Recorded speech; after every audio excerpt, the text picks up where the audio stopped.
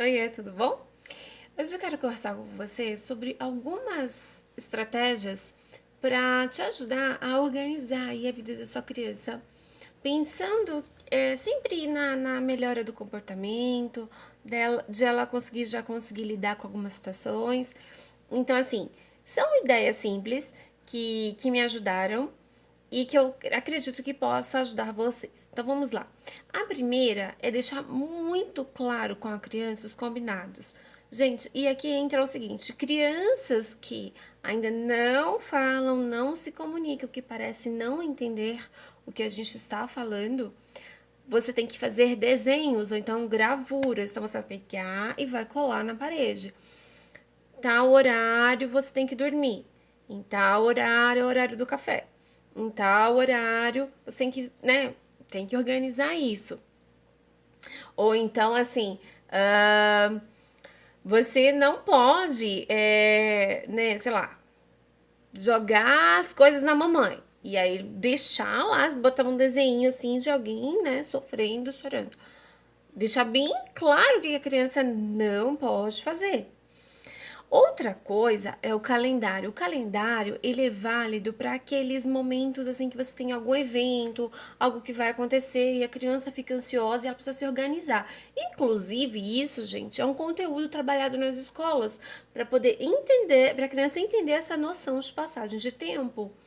Então, assim, é excelente o calendário também para vocês trabalharem. Então, você vai lá, faz um desenho bem coloridinho na data que foi importante e vai mostrando para a criança o tempo passando. Por quê? Porque ela se autorregula, ela aprende que ela tem que esperar, ela aprende que existe um tempo para as coisas acontecerem. Então, assim, é excelente para ajudá-las. Outra coisa é a rotina, como eu comecei a encaixar, né, na ideia dos combinados, né? Que uma coisa é você estabelecer a rotina, outra coisa é você deixar claro o que a criança pode ou não fazer. E tanto a rotina quanto os combinados, eles podem ser desenhados. Então você pega e faça desenhos, ou então imprima figuras e colhe, organize isso para essa criança ver o que ela pode ou não fazer, quais os horários das coisas que ela tem de responsabilidade, e começa a dar responsabilidade sim para sua criança. E a última dica, que eu acho que essa é a melhor de todas, que ela até enquadra dentro de algumas teorias. E aí, o que a gente faz? Às vezes a criança tá lá, assim, mexendo em alguma coisa, a gente não quer que a criança mexa, a gente fica assim, fulano, não mexe aí, não sei o quê. E não é assim que a gente tem que fazer, gente. A criança tá lá, sei lá, mexendo nesse negocinho aqui. E você não quer que a criança mexa porque vai quebrar. Você não tem que ir lá e tomar da criança. Você não tem que ir lá e ficar falando pra ela não mexe. Você tem que chamar a atenção da criança para outra coisa.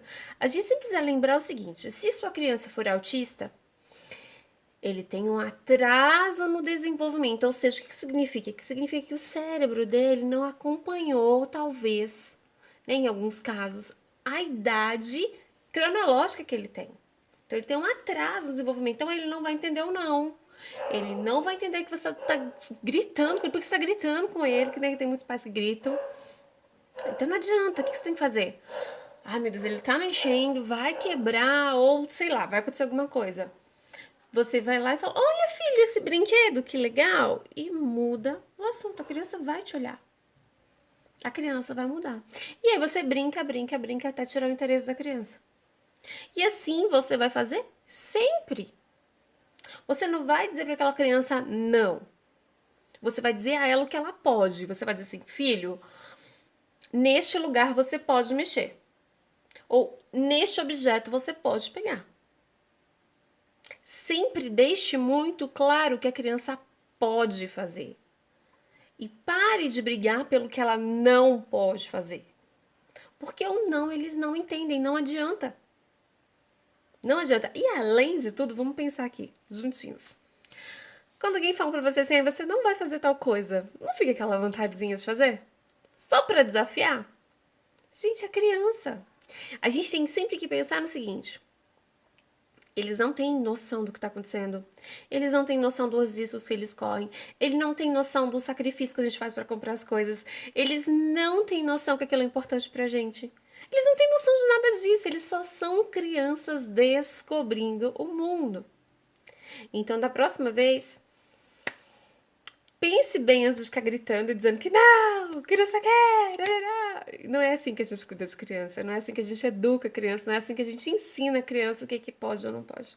Então, assim, apliquem aí as orientações e depois me contem se funcionou com vocês, como que tem sido aí. Se vocês precisarem de mais ideias, mais dicas, deixa aqui nos comentários. Não esquece de curtir, de compartilhar pra gente aí crescer juntos e fazer, né, um mundo diferente para as nossas crianças também, porque é do pequenininho, do pouquinho, todos os dias que a gente consegue avançar, tá bom? É isso, gente. Beijo, beijo, tchau, tchau.